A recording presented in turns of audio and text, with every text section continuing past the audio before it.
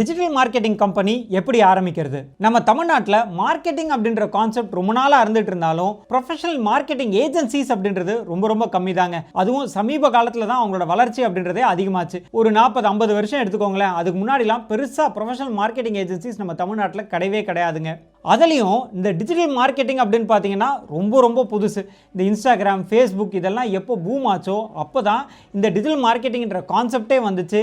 அதுலேயும் சமீப காலத்தில் தான் இந்த டிஜிட்டல் மார்க்கெட்டிங் ஏஜென்சிஸோடைய வளர்ச்சி அதிகமாக இருந்துட்டு இருக்கு. ஆனால் இப்போ இருக்க சினாரியோவில் டிஜிட்டல் மார்க்கெட்டிங் இல்லாமல் எந்த ஒரு கம்பெனியுமே வளர்ச்சி அடைய முடியாதுங்க. ஒரு சின்ன பழக்கடையாக இருந்தாலும் சரி, ஒரு பெரிய ஆப்பிள் கம்பெனியாக இருந்தாலும் சரி, டிஜிட்டல் மார்க்கெட்டிங்கிறது அவங்களோட பிஸ்னஸ் வளர்ச்சிக்கு ரொம்ப முக்கியமாக இருக்குது. இதை புரிஞ்சுக்கிட்ட நிறைய இளைஞர்கள் டிஜிட்டல் மார்க்கெட்டிங் கற்றுக்கிட்டு சொந்தமாக ஒரு டிஜிட்டல் மார்க்கெட்டிங் கம்பெனி ஆரம்பிக்கலான்னு முன் வராங்க. அப்படி உங்களுக்குமே டிஜிட்டல் மார்க்கெட்டிங் கம்பெனி ஆரம்பிக்கணுன்ற ஒரு எண்ணம் இருந்துச்சுன்னா இந்த வீடியோவில் டிஜிட்டல் மார்க்கெட்டிங் கம்பெனி ஆரம்பிக்கிறதுக்கு என்னென்ன ரிஜிஸ்ட்ரேஷன்ஸ் அண்ட் லைசன்சஸ் கட்டாயம் வாங்கணும் அப்படின்றத பற்றி டீட்டெயில்டாக பார்க்க போகிறோங்க. அண்ட் இன்னொரு முக்கியமான விஷயமும் இருக்குங்க. நிறைய பேர் சொந்தமாக பிஸ்னஸ் ஆரம்பிக்கணுன்ற ஒரு கனவோடு இருப்பாங்க. ஆனால் ஏதோ ஒரு சில காரணங்களுக்காக அந்த கனவை, அதாவது பிஸ்னஸ் ஆரம்பிக்கணுன்ற அந்த ஆசையை தள்ளி போட்டுகிட்டே போவாங்க. இன்னொரு சில பேர் பிஸ்னஸ் ஆரம்பிச்சிருவாங்க. ஆரம்பித்ததுக்கப்புறமா அவங்களோட பிஸ்னஸை வளர்க்குறதுல நிறைய சிரமப்படுவாங்க. இவங்க எல்லாருக்குமே உதவும் நோக்கத்தில் நம்ம ஒரு பிஸ்னஸ் கம்யூனிட்டி ஆரம்பிக்கலாம்னு முடிவு பண்ணியிருக்கோம். அதோடைய முதல் கட்டமாக ஒரு வாட்ஸ்அப் பிஸ்னஸ் கம்யூனிட்டி ஆரம்பிச்சிருக்கோங்க. ஆல்ரெடி அந்த கம்யூனிட்டியில் 1500 பேருக்கு மேலே ஜாயின் பண்ணியிருக்காங்க. அவங்களுக்கு பிஸ்னஸ் பற்றின information, business tips, business trainings எல்லாம் கொடுத்துட்ருக்கோம். நீங்களுமே அந்த கம்யூனிட்டியில் ஜாயின் பண்ணோம் அப்படின்னா அதுக்கான லிங்க் டிஸ்கிரிப்ஷனில் இருக்குது. மறக்காமல் அந்த லிங்க்கை கிளிக் பண்ணி வாட்ஸ்அப் கம்யூனிட்டியில் ஜாயின் பண்ணிக்கோங்க. கம்யூனிட்டியில் மீட் பண்ணுவோம். நான் அறிவழகன், பிஸ்னஸ் லாயர். என்னோட கம்பெனி பேர் லா இன்டெலிஜென்ஷியா பிரைவேட் லிமிடெட்.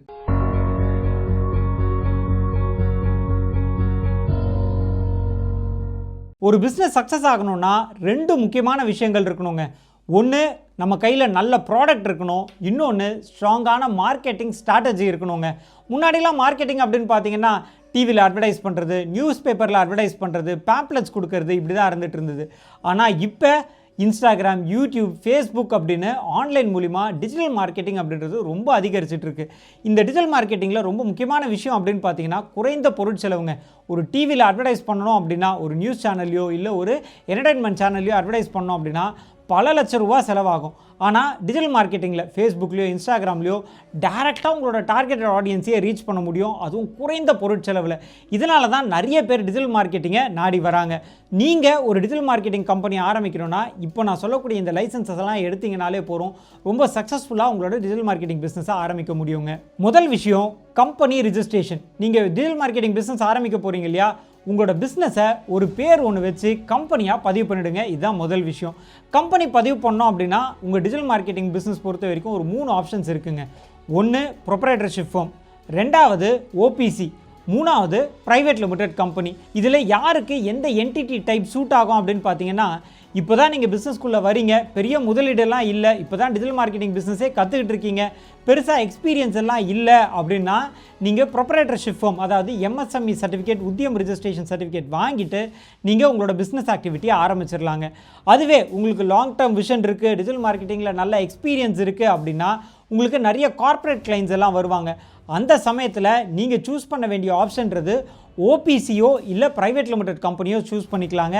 இந்த OPC, private limited, proprietorship firm இதுக்கான டிஃப்ரென்ஸ் பற்றியும் யாருக்கு எது சூட்டபுளாக இருக்கும் அப்படின்றதெல்லாம் பற்றி டீட்டெயில்டாக ஒரு வீடியோ பண்ணியிருக்கோம்.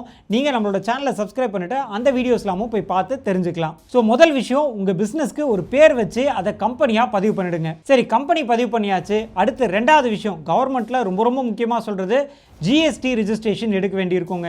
ஆனால் இந்த ஜிஎஸ்டி அப்படின்றது எல்லா கம்பெனிஸ்க்கும் கட்டாயம் வாங்க வேண்டிய ஒரு விஷயம் இல்லை. யாரெல்லாம் வாங்கணும் அப்படின்னு பார்த்தீங்கன்னா, ஒன்று, யாருடைய வருமானம் ஒரு வருஷத்துக்கு 20 லட்ச ரூபாய்க்கு மேலே போகுதோ அவங்க கட்டாயம் ஜிஎஸ்டி எடுக்கணுங்க. இல்லை, 2வது கண்டிஷன் அப்படின்னு பார்த்தீங்கன்னா, நீங்கள் உங்களோட சர்வீஸை வெளி மாநிலங்களுக்கெலாம், அதாவது தமிழ்நாட்டில் பிஸ்னஸ் பண்ணுறீங்க, வேறு வெளி மாநிலங்களுக்கெலாம் நீங்கள் உங்களோட சர்வீஸை ப்ரொவைட் பண்ணுறீங்க அப்படின்னா நீங்களுமே கட்டாயம் ஜிஎஸ்டி எடுத்துருக்கணும்.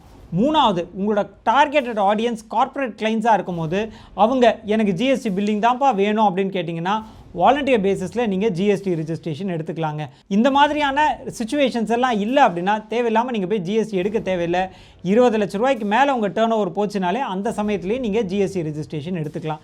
ஸோ 2வது விஷயம் ஜிஎஸ்டி. 3வது விஷயம், கரண்ட் அக்கௌண்ட் ஓப்பன் பண்ணிடுங்க.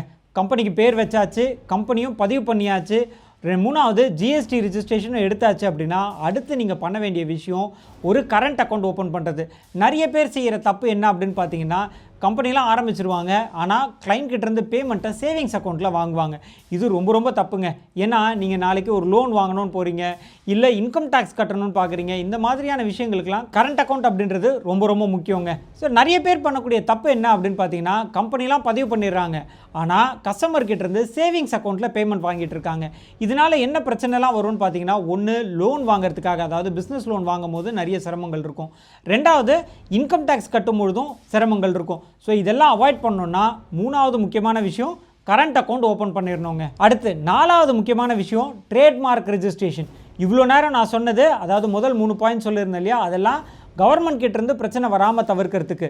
இப்போது பண்ண வேண்டிய நாலாவது ட்ரேட்மார்க் ரெஜிஸ்ட்ரேஷன்றது உங்கள் காம்படிட்டர்ஸ் கிட்டேருந்து பிரச்சனை வராமல் தடுக்கிறதுக்காக ட்ரேட்மார்க் ரெஜிஸ்ட்ரேஷன் பண்ணணுங்க. என்னெல்லாம் காம்படிட்டர்ஸ் கிட்டேருந்து பிரச்சனை வரும் அப்படின்னு பார்த்தீங்கன்னா, முக்கியமாக நீங்கள் ஒரு பிராண்ட் வச்சுருப்பீங்க, அதுக்கு அட்வர்டைஸ் எல்லாம் பண்ணி ரொம்ப பாப்புலராக உங்களோட பிராண்ட் போகும்போது உங்களோட காம்படிட்டர்ஸ் உங்களோட பிராண்டை டூப்ளிகேட் பண்ணி அவங்க அதை அடாப்ட் பண்ணிப்பாங்க. இந்த மாதிரி டூப்ளிகேட் பிராண்டெல்லாம் வராமல் தடுக்கணும் அப்படின்னா உங்களுடைய பிராண்டுக்கு ட்ரேட்மார்க் ரெஜிஸ்ட்ரேஷன் பண்ணுறது ரொம்ப அவசியங்க. ஸோ நாலாவது முக்கியமான விஷயம் ட்ரேட்மார்க் ரெஜிஸ்ட்ரேஷன் பண்ணணும். அடுத்து அஞ்சாவது அக்ரிமெண்ட்ஸ். உங்கள் கிளைண்ட்ஸோட எந்த பிரச்சனையும் வராமல் தடுக்கணும்னா உங்கள் கிளைண்ட்ஸ் கூட நீங்கள் ஒரு சர்வீஸ் அக்ரிமெண்ட் சைன் பண்ணிக்கணுங்க. கிளைண்ட்ஸோட என்ன பிரச்சனை வரும் அப்படின்னு பார்த்தீங்கன்னா, முக்கியமாக பேமெண்ட் ப்ராப்ளம் தாங்க. பேமெண்ட் தரேன்னுவாங்க, ஆனால் உங்கள் சர்வீஸ் எல்லாம் முடிஞ்சதுக்கப்புறமா, என்னப்பா சர்வீஸ் சரியாகவே இல்லையே, பேமெண்ட் தரமாட்டேன், இல்லை இப்போ தரேன் அப்போ தரேன் அப்படின்னு இழுத்தடிப்பாங்க. இந்த பேமெண்ட் ப்ராப்ளம் உங்களோட கிளைண்ட்ஸோட வராமல் தடுக்கணும்னா அவங்களோட கட்டாயம் ஒரு சர்வீஸ் அக்ரிமெண்ட் சைன் பண்ணிக்கணுங்க. இந்த அக்ரிமெண்ட்டில் என்னென்னலாம் முக்கியமான கண்டிஷன்ஸ் இருக்கணும் அப்படின்னு பார்த்தீங்கன்னா, 2 பார்ட்டிஸோட பேர் இருக்கணும், என்ன ஸ்கோப் ஆஃப் ஒர்க், அதாவது நீங்கள் எஸ்இஓ பண்ண போகிறீங்களா, இல்லை பெய்ட் ஆட்ஸ் பண்ண போகிறீங்களா, சோஷியல் மீடியா அட்வர்டைஸ்மெண்ட்ஸ் பண்ண போகிறீங்களா, என்ன பண்ண போகிறீங்க அப்படின்றத கிளியராக ஸ்கோப் ஆஃப் ஒர்க்கில் எழுதிருங்க. எவ்வளோ பேமெண்ட் பண்ணணும், மாதம் பேமெண்ட்டா, இல்லை ஒர்க் ஆரம்பிக்கிறதுக்கு முன்னாடி ஒன் டைம் செட்டில்மெண்ட் பண்ணிடணுமா, இல்லை உங்களோட சர்வீஸ் எல்லாம் முடிச்சு கொடுத்ததுக்கு அப்புறமா பேமெண்ட் பண்ணணுமா, பார் பேமெண்ட்டா. ஸோ இந்த மாதிரி பேமெண்ட் டேர்ம்ஸ் என்ன அப்படின்றதையும் உங்களோட அக்ரிமெண்ட்டில் மென்ஷன் பண்ணி இந்த கண்டிஷன்ஸ் எல்லாத்தையும் போட்டதுக்கப்புறமா ப்ராப்பராக ஒரு விட்னஸ் முன்னாடி சைன் பண்ணிக்கோங்க. இதுவுமே உங்கள் கஸ்டமர்ஸ் கிட்டேருந்து ப்ராப்ளத்தை அவாய்ட் பண்ணும். ஸோ இதுவுமே உங்கள் கிளைண்ட்ஸ் கிட்டேருந்து வரக்கூடிய ப்ராப்ளத்தை அவாய்ட் பண்ணுங்க. ஸோ அஞ்சாவது முக்கியமான விஷயம் அக்ரிமெண்ட் சைன் பண்ணுறது. சரிங்க, இப்போ நம்ம பார்த்த இந்த 5 விஷயங்களும் நீங்கள் பிஸ்னஸ் ஆரம்பிக்கக்கூடிய அந்த ஆரம்ப காலத்திலேயே பண்ண வேண்டிய விஷயங்கள். அடுத்து நான் சொல்லக்கூடிய 2 விஷயங்கள் வந்து பார்த்தீங்கன்னா, உங்கள் பிஸ்னஸ் க்ரோ ஆகும்போது அடுத்தடுத்த கட்டங்களுக்கு போகும்போது நீங்கள் கட்டாயம் ஃபாலோ பண்ண வேண்டிய 2 விஷயங்கள் என்னென்னு பார்த்தீங்கன்னா, ஒன்று உங்கள் எம்ப்ளாயி ரிலேட்டட் ரெகுலேஷன்ஸ். எம்ப்ளாயீஸ் கிட்டேருந்து என்னென்னலாம் பிரச்சனை வரும் அப்படின்னு பார்த்தீங்கன்னா, ஒன்று உங்கள் ஆர்கனைசேஷன்லேருந்து சொல்லாமல் கொள்ளாமல் விட்டுட்டு போயிடுவாங்க, இல்லை உங்களோட ஆர்கனைசேஷனில் இருக்கக்கூடிய கஸ்டமர்ஸ் எடுத்து காம்படிட்டர்ஸ்க்கு எடுத்து கொடுத்துருவாங்க. இந்த மாதிரியான விஷயங்கள்லாம் வராமல் தடுக்கணும்னா அவங்க கூட ஒரு ப்ராப்பர் எம்ப்ளாயி அக்ரிமெண்ட் அப்படின்றத சைன் பண்ணிக்கோங்க. அது மட்டும் இல்லாமல் இஎஸ்ஐ பிஎஃப் ரெகுலேஷன்ஸ் எல்லாம் நீங்கள் ஃபாலோ பண்ணணும். எப்போ உங்களோட ஆர்கனைசேஷனில் ஒரு 15க்கும் மேற்பட்ட தொழிலாளர்கள் வந்து ஜாயின் பண்ணுறாங்களோ அந்த டைமில் இஎஸ்ஐ பிஎஃப் ரெகுலேஷன்ஸ் எல்லாம் ப்ராப்பராக ஃபாலோ பண்ணிக்கணும். அது மட்டும் இல்லாமல் ப்ரொஃபஷனல் டேக்ஸ் அப்படின்னு இருக்குங்க. ஒவ்வொரு எம்ப்ளாயீஸ்க்கும் 6 மாதத்துக்கு ஒரு தடவை நீங்கள் ப்ரொஃபஷனல் டேக்ஸ் பே பண்ண வேண்டியிருக்கும். அந்த ரெகுலேஷன்ஸுமே நீங்கள் ஃபியூச்சரில் ஃபாலோ பண்ணிக்கோங்க. நிறைய எம்ப்ளாயீஸ்லாம் சேர்த்திங்க அப்படின்னா ப்ரொஃபஷனல் டேக்ஸும் எடுத்துக்கோங்க. ஸோ எம்ப்ளாய்மெண்ட் ரெகுலேஷன் அப்படின்னு பார்த்தீங்கன்னா, ஒன்று எம்ப்ளாயி கான்ட்ராக்ட் சைன் பண்ணிக்கோங்க, ஆஃபர் லெட்டர் இஷ்யூ பண்ணிவிடுங்க. ஒரு 15 பேருக்கு மேலே ஸ்டாஃப்ஸ் அதிகமாகறாங்க அப்படின்னா இஎஸ்ஐபிஎஃப் கம்ப்ளைண்ட்ஸ்குள்ளே போங்க. அண்ட் பிஸ்னஸ் கொஞ்சம் க்ரோ ஆனதுக்கப்புறமா நிறைய ஸ்டாஃப்ஸ் எல்லாம் வராங்க அப்படின்னா ப்ரொஃபஷனல் டேக்ஸ் ரெஜிஸ்ட்ரேஷனும் பண்ணிவிடுங்க. இது ஒன்று. அடுத்து 2வது விஷயம் என்ன அப்படின்னு பார்த்தீங்கன்னா, லோக்கல் பாடி லைசன்ஸ். நீங்கள் பொதுவாக அந்த டிஜிட்டல் மார்க்கெட்டிங் பிஸ்னஸ் அப்படின்றது எதர் வீட்டில் வச்சு ஆரம்பிப்பீங்க, இல்லை ஏதாவது கோவர்க்கிங் ஸ்பேஸில் ஆரம்பிப்பீங்க. அடுத்து உங்களோட பிஸ்னஸ் டெவலப் ஆகும்போது நீங்கள் தனியாக ஒரு ஆஃபீஸ் போட்டிங்க அப்படின்னா லோக்கல் பாடி, அதாவது கார்ப்பரேஷன் இல்லை முனிசிபாலிட்டியிலேருந்து லோக்கல் பாடி லைசன்ஸ், அதாவது shop and establishment act licence அப்படின்னு ஒன்று கொடுப்பாங்க. அதையுமே கட்டாயம் எடுத்து வச்சுக்கோங்க. ஸோ தட் கார்ப்பரேஷன்லேருந்து எந்த பிரச்சனையும் வராமல் இது தடுக்கும். ஸோ இப்போ நான் சொன்ன இந்த 7 விஷயங்களையும் நீங்கள் டிஜிட்டல் மார்க்கெட்டிங் பிஸ்னஸ் ஆரம்பிக்கிறீங்க அப்படின்னா ஃபாலோ பண்ணால் எந்த ஒரு பிரச்சனையும் வராமல் உங்களோட பிஸ்னஸை சக்ஸஸ்ஃபுல்லாக நடத்த முடியுங்க. இதே மாதிரி இன்னொரு இன்ஃபர்மேஷனோட நான் உங்களை சந்திக்கிறேன். நான் அறிவழகன், பிஸ்னஸ் லாயர். என்னோட கம்பெனி பேர் லா இன்டெலிஜென்ஷியா பிரைவேட் லிமிடெட். நன்றி, வணக்கம்.